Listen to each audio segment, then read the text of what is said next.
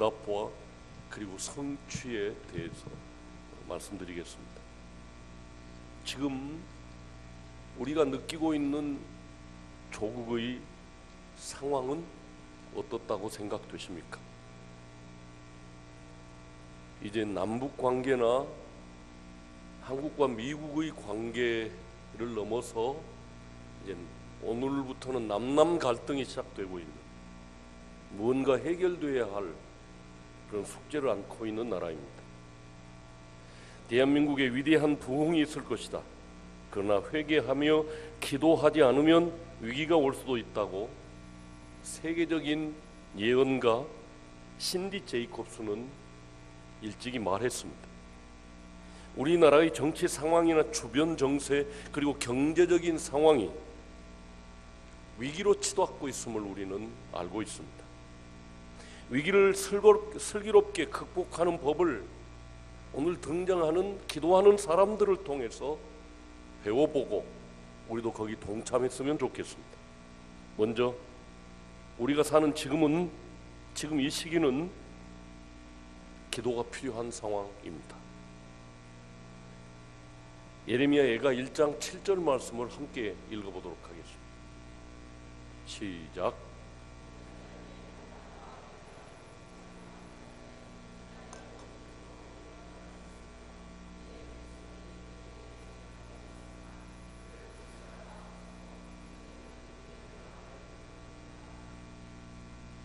한 곳을 더 보겠습니다.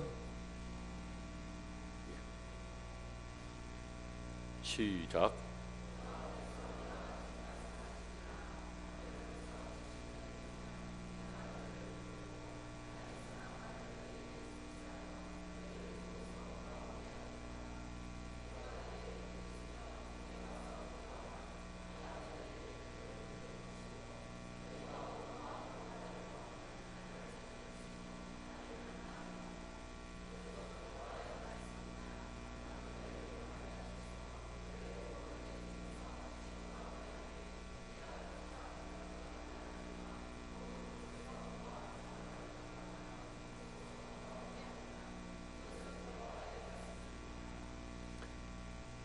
지금 여기 등장하고 있는 그 이스라엘이 바벨론의 포로가 되었다라고 하는 건 역사적 사실이고요.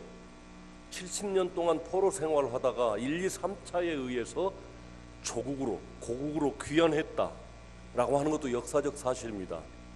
그러니까 적어도 예레미야에게 하나님이 여호와의 말씀이니라 라고 말씀하시면서 주신 이 말씀은 70년이 지나고 나면 이 민족이 돌아오게 될 것이다.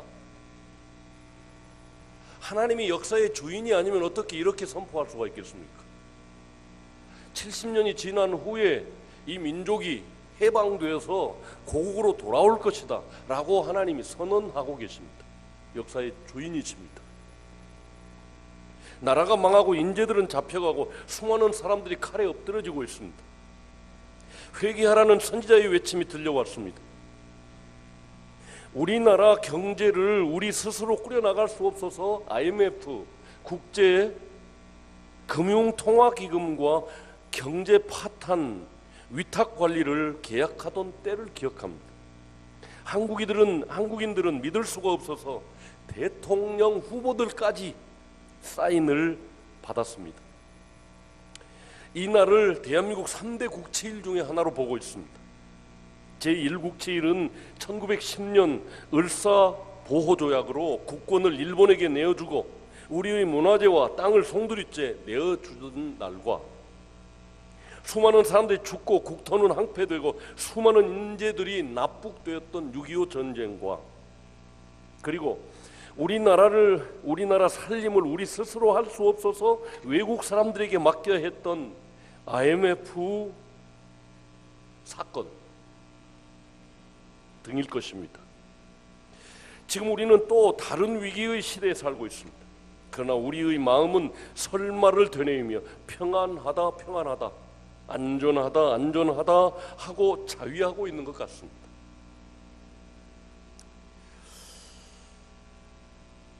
고국을 품고 통곡하며 다니엘처럼 느헤미야처럼 금식하고 기도하는 사람들이 보이지 않습니다.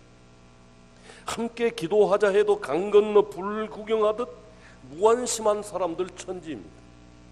당연히 기도해야 할 사람들이 교회에 와서 기도하는 모습, 개인적으로 기도하는 모습을 보지 못할 때 저는 한 짐 무거운 짐을 짊어지고 이 아침에도 근심하면서 여기 올라왔습니다. 당연히 기도해야 할 사람들이 기도하지 않기 때문에.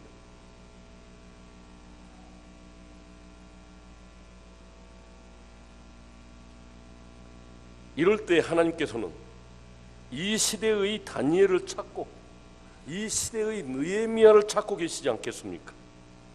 지금 하나님께서 우리에게 기도를 요청하십니다. 다시 예레미야 29장 말씀을 함께 읽어보겠습니다. 시작.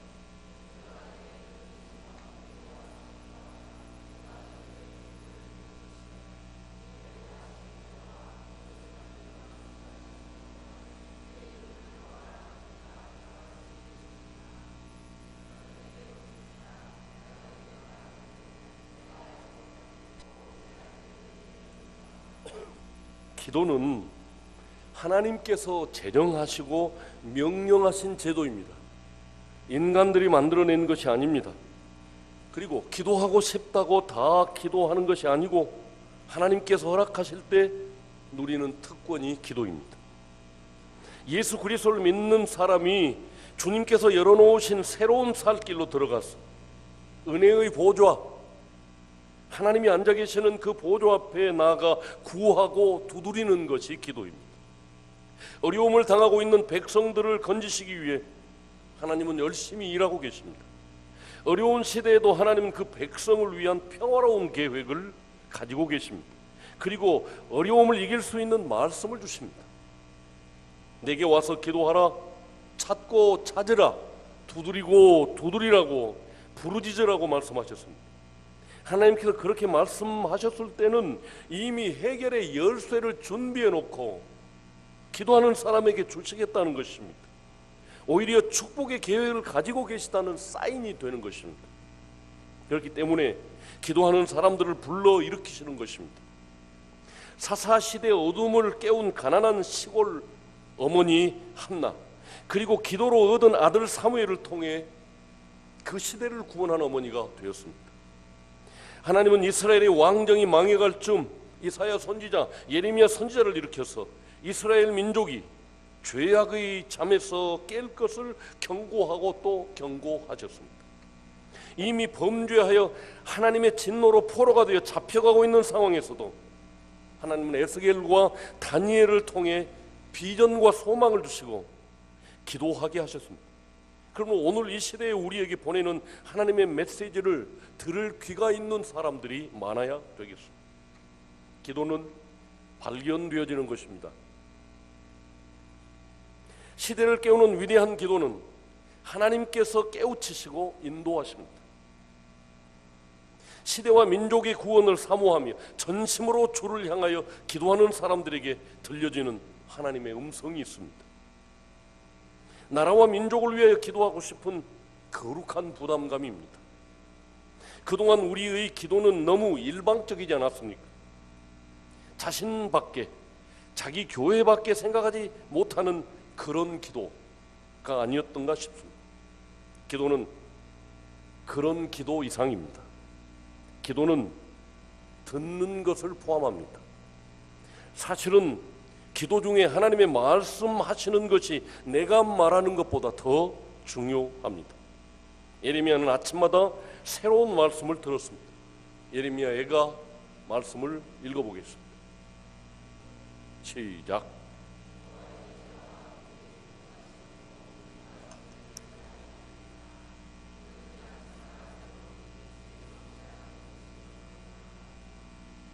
예, 다음도 있는데.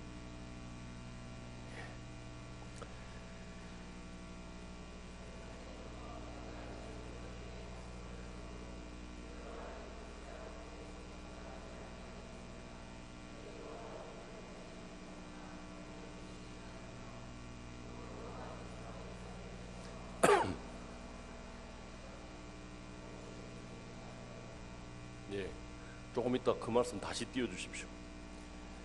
예레미야는 하나님께서 진노로 정하신 70년 포로 기간이 차면 이스라엘 곧 자기 민족이 고국 땅으로 돌아오게 될 것이라 라고 하는 하나님의 말씀을 들었습니다. 에스겔도 하나님의 말씀을 들었습니다. 이미 망해버린 민족, 소망이 끊어져 버린 가운데서도 하나님은 전혀 새로운 차원의 약속을 주고 계십니다. 새 영과 새 마음을 주며 내 신을 주어 내 백성을 삼겠다고 하십니다. 기도하면 조국이 회복되며 민족이 번성하리라고 하십니다. 우리가 잘 아는 에스겔 37장에서는 이스라엘 사람들이 다 죽은 골짜기 마른 뼈 같을지라도 하나님의 강한 군사로 일으켜 세우겠다고 말씀하십니다. 다니엘은 성경을 읽다가 기도를 요청하시는 하나님의 음성을 들었습니다. 이미 예레미야에게 임했던 하나님의 말씀이 약 70년 후 다니엘에게 천둥처럼 들린 것입니다. 나 다니엘이 서책으로 말미암아 여호와의 말씀이 선지자 예레미야에게 임하여 고하신 그 연소를 깨달았나니 곧 예루살렘의 황무함이 70년 만에 마치리라 한 것이니라. 자기 백성을 구원하기 위하여 열심히 일하시는 하나님, 그 하나님께서는 열정적으로 간절히 부르짖어 기도하는 사람이 필요합니다. 다니엘은 하나님의 기도 요청에 순종하여 말씀대로 금식하며 베옷을 입고 제를 무릅쓰고 주 하나님께 기도하며 간구하기를 결심했습니다. 에스겔은 기도의 비밀을 하나 더 깨달아 알게 되었습니다. 이스라엘의 평안을 위한 하나님의 계획이 있고 그것이 이룰 때가 되었을지라도 필수적으로 있어야 할 것이 있는데 그것은 하나님의 말씀 성취를 위하여 기도하는 사람의 기도가 필요하다는 것입니다. 에스겔서 36장 37절에 나 주 여호와가 말하노라. 그래도 이스라엘 족속이 이와 같이 자기들에게 이루어 주기를 내게 구하여야 할지라. 하나님께서 계획하신 크고 은밀한 일이 성취되기 위해서 기도하는 다니엘과 에스겔 같은 사람이 필요하다는 것입니다. 이미 하나님이 예언했고 70년이 차면 돌아오게 될 것이다 라고 하는 말씀이 계실지라도 그것을 발견하고 기도하는 사람이 있어야 그 일이 성취된다. 그래서 예레미야서를 읽고 있던 예레미야서 당시 구약 성경도 아니었습니다. 예레미야가 계속해서 그 선지자의 말씀을 예언하면서 적어놓은 것을 어떤 루트로 했는지 모르겠지만 다니엘 손에 그것이 들어갔습니다. 그리고 그것을 읽어봤습니다. 아니 70년이 차면 그래 지금 70년이 됐다. 그럼 내가 기도해야지 하고 금식하며 기도하게 된 것입니다. 하나님은 사람들을 기도하게 감동하시고 또한 그 기도를 통해서 일하시는 분이십니다. 이제 이사야 62장 6절 7절 말씀을 다시 보겠습니다. 시작.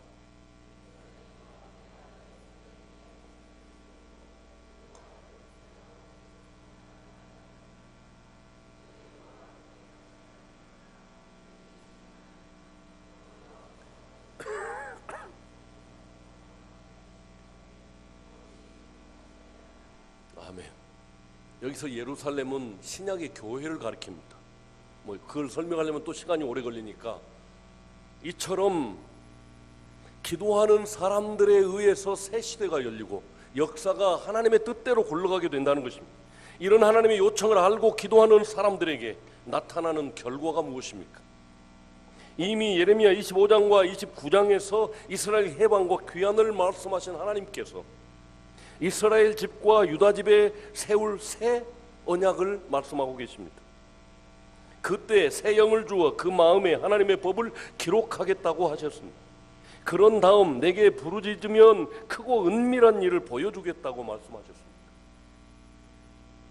하나님께서 기도하면 밝히시겠다고 공언하신 미래의 계획된 일, 그것이 무엇일까요?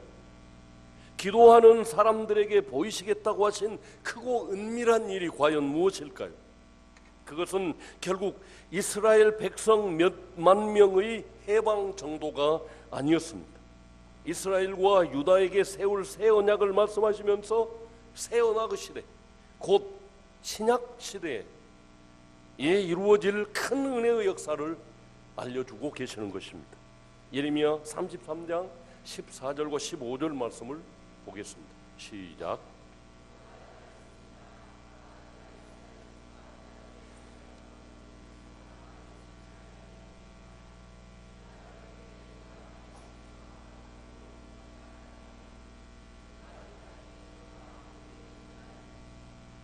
예레미야는 고난의 시대에 살면서도 그리스도의 탄생과 언약과 다스림을 보고 하나님께 감사하며 위로를 받았습니다. 자기 나라 젊은이들이 다 포로로 잡혀가고 쓸만한 군인들은 다 칼에 죽고 이런 상황 속에서 그의 눈물샘이 터질 정도로 울고 또 울었는데 하나님이 이것을 보여주신 것입니다. 하나님의 아들 예수 그리스도가 어느 날인가는 태어날 것이다. 그리고 하나님의 영 곧 성령을 주실 것이다. 그리고 온 땅에 예수 믿는 사람들이 가득하게 될 것이다 라고 하는 것을 보여주셨습니다. 다니엘은 예레미야에게 임한 말씀에 감동되어 기도하기를 시작했을 때 천사 가브리엘을 통해 하나님의 은총과 지혜를 얻었습니다. 인자 같은 이가 영원히 옮기지 아니할 나라와 권세를 받는 것을 보았으며 말세에 나타날 크고 은밀한 일을 알게 되었습니다. 기도하는 사람들 예레미야와 다니엘, 하나님의 은밀한 큰 일을 본 사람들입니다. 기도하는 사람들은 포로 같으나 사실은 그 지역과 그 나라를 다스리는 사람들입니다. 주님은 왕이십니다. 하늘과 땅의 모든 권세를 가지시고 다스리는 절대 주권자이십니다. 이스라엘은 국권이 없어졌고 백성들은 포로요 노예였으나 자세히 들여다보면 바벨론 모든 도를 다스리는 총리는 다니엘이었습니다.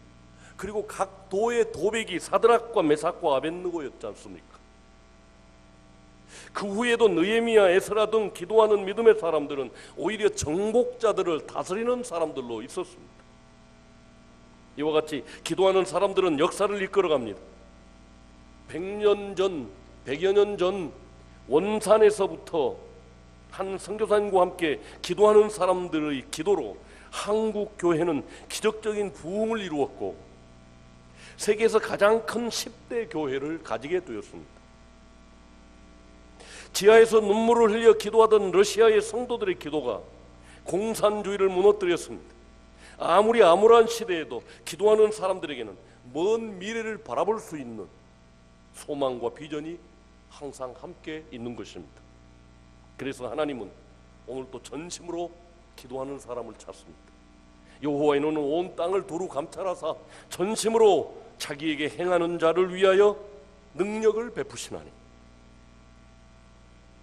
하나님은 오늘 또 하나님과 사람 사이의 갈라진 틈에 들어가서 기도하는 중보자를 찾고 계십니다.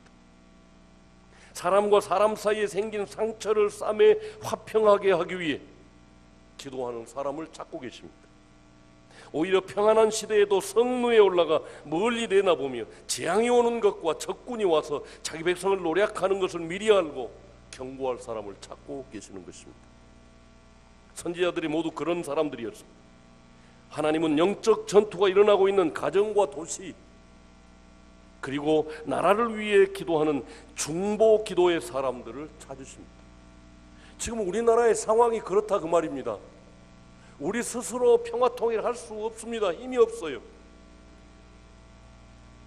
대국들의 간섭이 있습니다.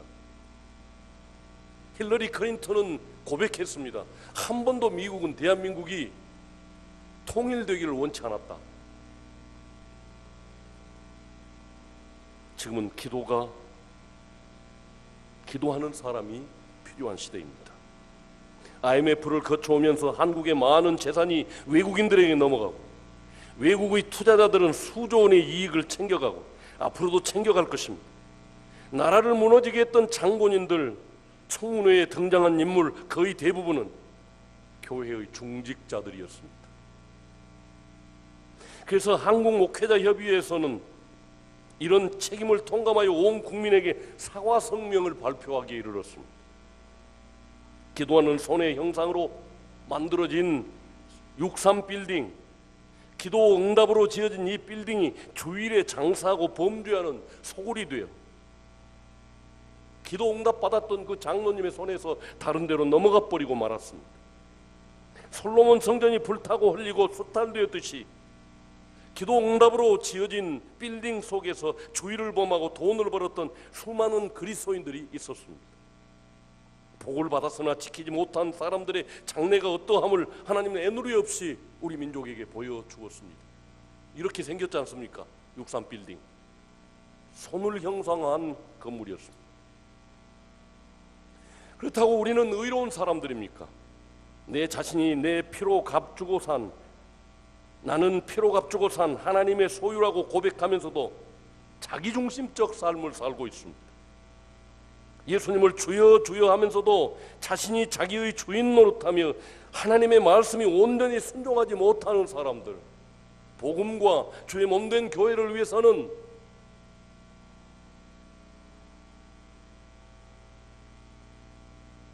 제게 근심이 많습니다. 우리 교회 중직자들이 추수감사 헌금 하는 것을 보고 근심이 쌓였습니다.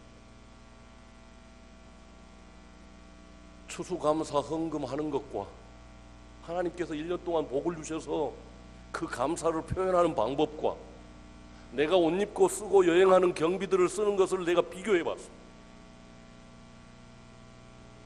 정말로 여러분의 주인, 예수님이 정말로 여러분의 주인이십니까?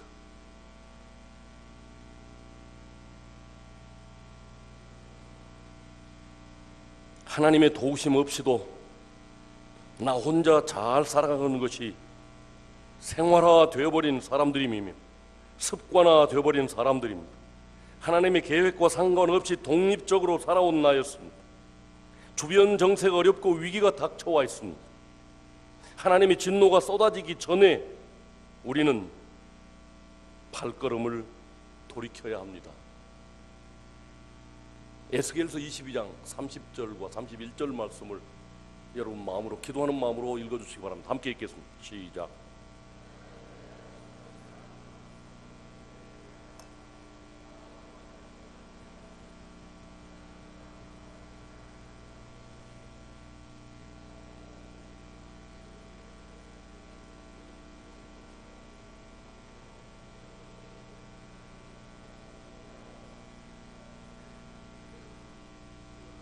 돌이켜 하나님께서 이스라엘 백성들에게 복을 주려 하실 때에도 기도가 필요합니다. 하나님이 우리에게 복을 주셔야 하실 때도, 진노하실 때도 그것을 막아서서 안 됩니다, 참아주십시오 라고 기도했던 모세와 같은 기도자가 필요하고, 우리에게 복을 주려고 하나님이 계획하셨을 때도 그 사람에게 복 주십시오 라고 기도하는 기도가 필요하다는 것입니다. 에스겔서 36장 36절 37절을 읽겠습니다. 제가 안 좋습니까? 제가 읽겠습니다. 잘 들으십시오. 나 여호와가 무너진 곳을 건축하며 황폐한 자리에 심은 줄을 알리라. 나 여호와가 말하였으니 이루리라. 주 여호와께서 이같이 말씀하셨느니라. 그래도 이스라엘 족속이 이같이 자기들에게 이루어 주기를 내게 구하여 할지니라. 포로로 70년 동안 살고 오니까 완전히 나라가 황폐되어 버렸습니다. 짐승들만 창궐합니다. 그것을 다시 아름다운 곳으로 만들겠다고 약속하고 계십니다. 양떼가 넘치게 하겠다고 하십니다. 그래도 이스라엘 족속이 이렇게 이루어주기를 내게 기도해야 할지니 라고 말씀하고 있습니다. 이미 하나님이 약속하셨어도 그것을 붙잡고 기도하는 사람이 있어야 하나님이 복을 주신다는 것입니다. 기도는 축복의 통로입니다. 기도하는 사람이 복을 받을 줄로 믿습니다. 지금 우리는 여호와께로 돌이킬 때입니다. 주님을 내 삶의 주님으로 영접하고 주님과 더불어 살아가는 것을 다시 생활화해야 하겠습니다. 구습을 쫓는 옛사람을 벗고 금식하며 베옷을 입을 때입니다. 죄를 무릅쓰고 기도해야 할 때입니다.